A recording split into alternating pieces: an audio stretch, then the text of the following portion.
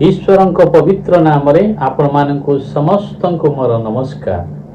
प्रिय श्रोता, आज शीर्षकटी अति गुरुत्वपूर्ण अटे जहाँकि मो हृदय को स्पर्श कला। प्रभु मो हृदय मध्य कथा कहते यह मो विश्वास करुच्ची।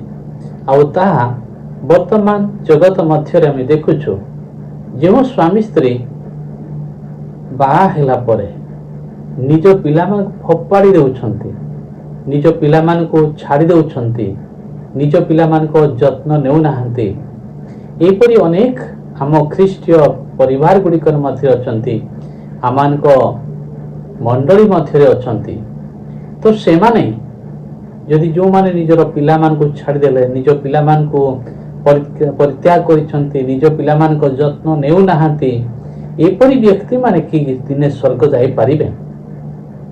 तो आसु आज ये विषय में हमने शिखिबा। तो आज शीर्षकटी है पिता माता पिलांक जत्न न नेले स्वर्ग जीवे कि। आज शीर्षकटी है पिता माता पिलांक जत्न न नेले स्वर्ग जीवे कि। तो आज ध्यान निमंते आसंतु जो अंशटी हमने पाठ करिबा ताहा जिसाया पुस्तक 49 पर्वर 15 पदटी मु पाठ करुछि। स्त्री लोक अपना गर्भजात पुत्र को स्नेह न करी कि अपना स्तन्यपायी शिशु को पार्श्वरी पारिबो। हाँ, ये माने पार्श्वरी पारंती, तथापि आमते तुमको पार्श्वरी बा नहीं। प्रिय श्रोता, प्रभुंकर वाक्य कुहे स्त्री लोक अपना गर्भजात पुत्र को स्नेह न करिकी अपना स्तन्यपायी शिशु को पार्श्वरी पारिबो। एक प्रश्न कराइछि, गोटे स्त्री लोक अपना गर्भरे धारण करे पुणी निज स्तन्यपान जहाँ को करैछि, एपरि निजर संतान को से पार्श्वरी पारिबो कि बोली प्रभुंक वाक्य कुहे।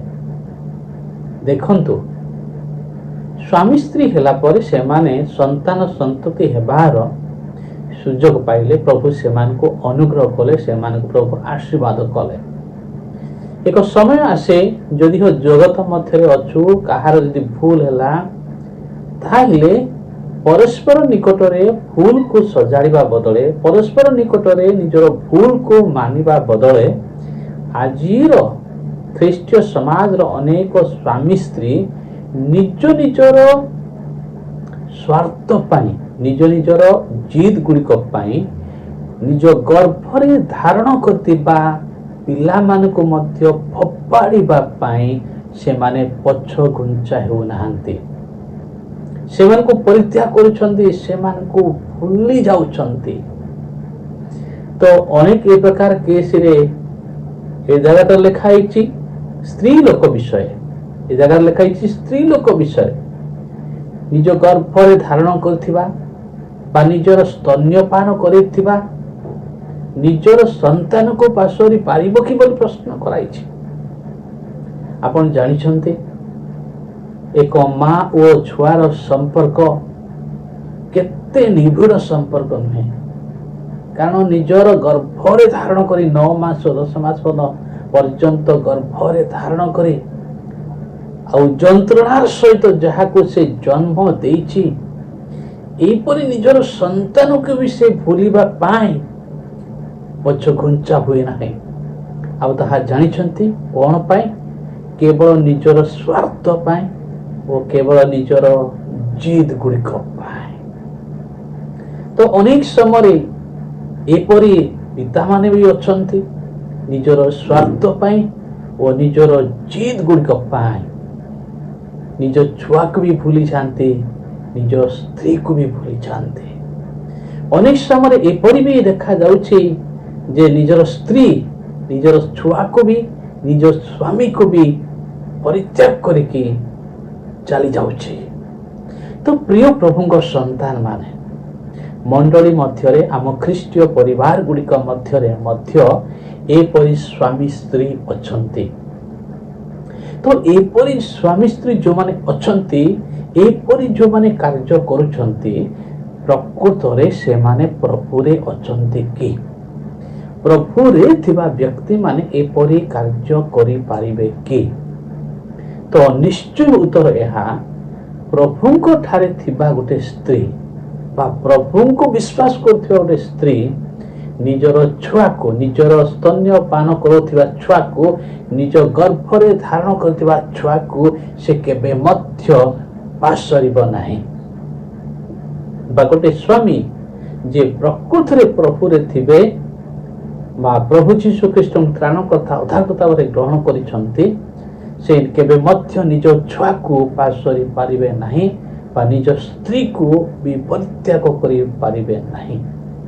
ପ୍ରିୟ ପ୍ରଭୁଙ୍କ ସନ୍ତାନ ମାନେ, ଜୀବନ ଯାତ୍ରାରେ ଚାଲୁ ଚାଲୁ ସ୍ୱାମୀ ସ୍ତ୍ରୀ ମଧ୍ୟରେ ଯେତେବେଳେ ଝଗଡ଼ା ହୁଏ, କିଛି ଗୋଟେ ମିସ୍ଅଣ୍ଡରଷ୍ଟାଣ୍ଡିଂ ପାଇଁ, କୌଣସି ଏକ ଭୁଲ ବୁଝାମଣା ପାଇଁ ବା କୌଣସି ଏକ ବ୍ୟକ୍ତିର ପ୍ରତାରଣାରେ ବା କୌଣସି ବ୍ୟକ୍ତିର ଭୁଲ କଥାବାର୍ତ୍ତାରେ ସେମାନେ ପଡ଼ି ଯେତେବେଳେ ପରସ୍ପର ଅଶାନ୍ତି ହୁଅନ୍ତି, ତ ସେମାନଙ୍କର କର୍ତ୍ତବ୍ୟ କ'ଣ?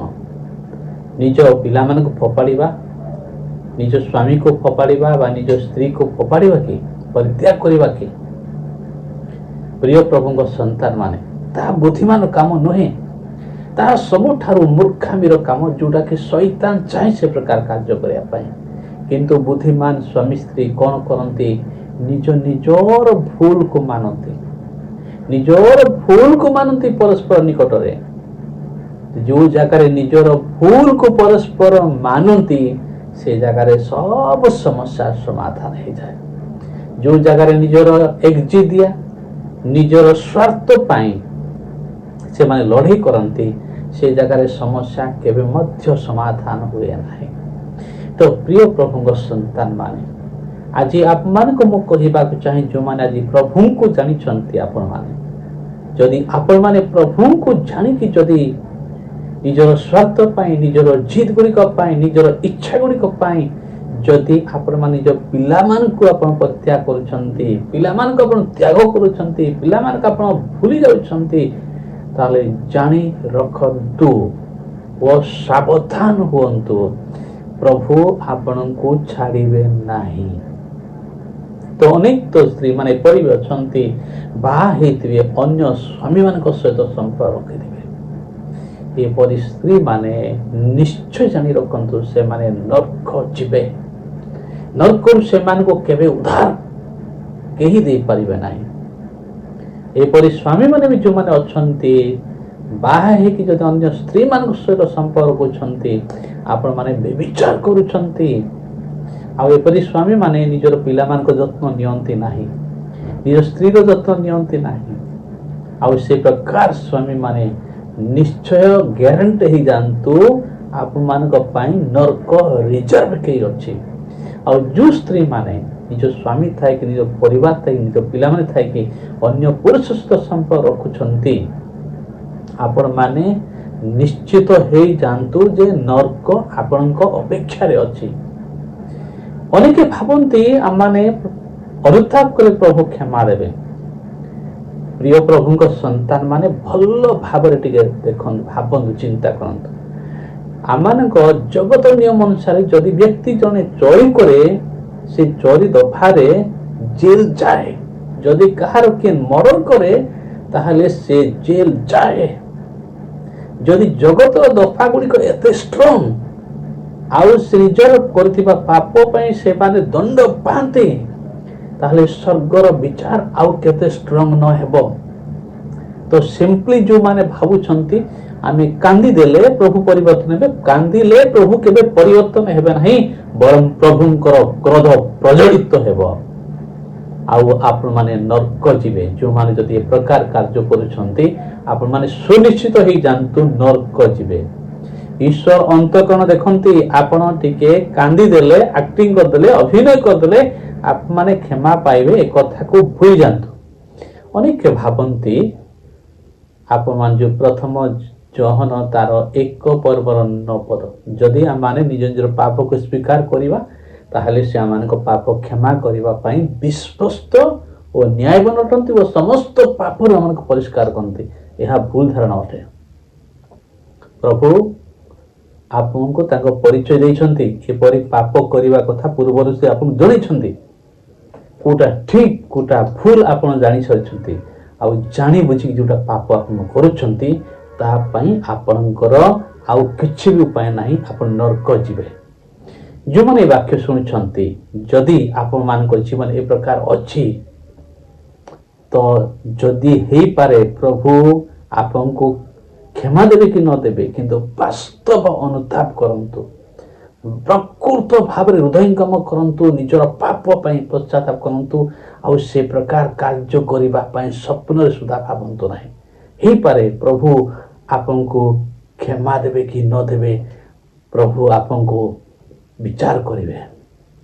ତ ପ୍ରିୟ ପ୍ରଭୁଙ୍କ ସନ୍ତାନ ମାନେ, ଯେଉଁମାନେ ଆଜି ମ୍ୟାରେଜ ହେଇକି ନିଜ ପିଲାମାନଙ୍କ ଯତ୍ନ ନେଉନାହାନ୍ତି, ପିଲାମାନଙ୍କୁ ଫୋପାଡ଼ି ଦେଉଛନ୍ତି, ପିଲାମାନଙ୍କୁ ପରିତ୍ୟାଗ କରିଛନ୍ତି, ଆପଣମାନେ ଅନୁତାପ କରନ୍ତୁ, ହେଇପାରେ ପ୍ରଭୁ ଆପଣଙ୍କୁ କ୍ଷମା ଦେବେ।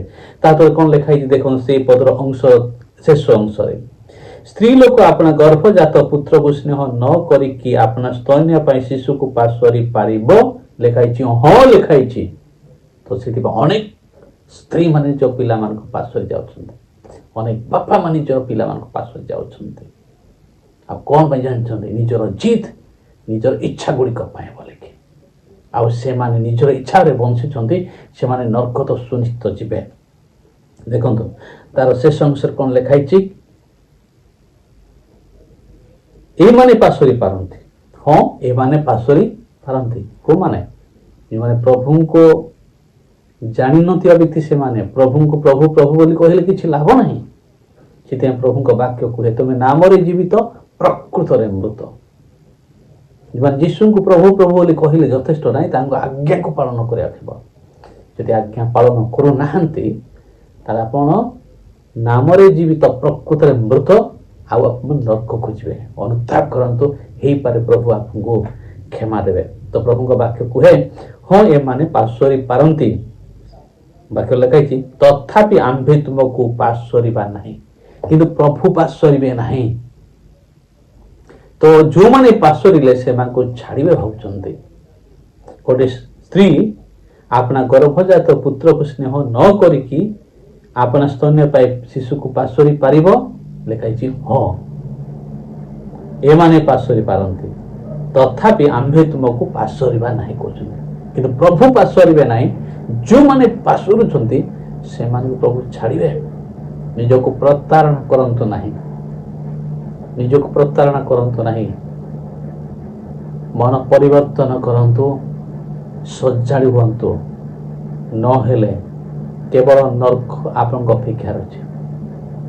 ଆପଣ ହୃଦୟ ଭିତରେ କ'ଣ କ'ଣ ଭାବୁଛନ୍ତି ଏ ମେସେଜ ଶୁଣିବା ସମୟରେ, ପ୍ରଭୁ ତାହା ବି ଦେଖୁଛନ୍ତି। କ'ଣ ବିଚାର କରୁଛନ୍ତି ତାହା ବି ଦେଖୁଛନ୍ତି। କ'ଣ ଡିସାଇଡ୍ କରୁଛନ୍ତି ତାହା ବି ଦେଖୁଛନ୍ତି।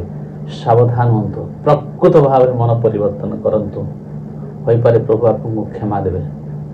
ଆଉ ଜାଣିନଥିଲି ସେ ସମୟରେ କିଛି କାମ କରିବ ନାହିଁ। ତ ପ୍ରିୟ ଭାଇ ଭଉଣୀମାନେ, ଯେଉଁମାନେ ଆପଣମାନେ ପ୍ରଭୁଙ୍କୁ ଜାଣିଛନ୍ତି କହୁଛନ୍ତି, ଆଜି ପ୍ରଭୁଙ୍କ ବାକ୍ୟ ଆପଣଙ୍କ ନିକଟରେ। ଅନେକ ନିଜର ପିଲାମାନଙ୍କୁ ହେୟ ଜ୍ଞାନ କରନ୍ତି, ଅନେକ ନିଜର ପିଲାମାନଙ୍କୁ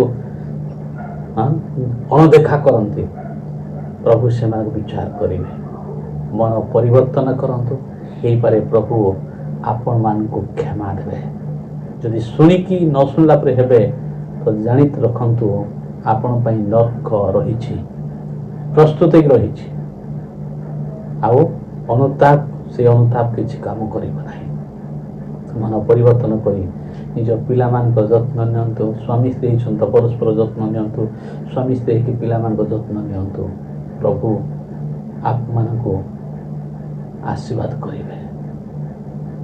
ତ ମୁଁ କହି ରଖିଲି, ପ୍ରଭୁ ମୋ ହୃଦୟରେ ବାକ୍ୟ ଦେଇଥିଲେ, ମୁଁ ଆପଣଙ୍କ ନିକଟରେ ପ୍ରକାଶ କଲି। ପ୍ରଭୁଙ୍କ ବାକ୍ୟ ନିଜର କରି ମାନନ୍ତୁ। ପ୍ରଭୁ ଆପଣମାନଙ୍କୁ ଆଶୀର୍ବାଦ କରିବେ, ଆପଣମାନଙ୍କ ପାପ କ୍ଷମା କରିବେ। ପ୍ରକୃତ ମନ ପରିବର୍ତ୍ତନ କରନ୍ତୁ। ପ୍ରଭୁ ଯୀଶୁ ଏ ବାକ୍ୟକୁ ବୁଝିବା ପାଇଁ, ପାଳନ କରିବା ପାଇଁ ଆଶୀର୍ବାଦ କରନ୍ତୁ। ନମସ୍କାର।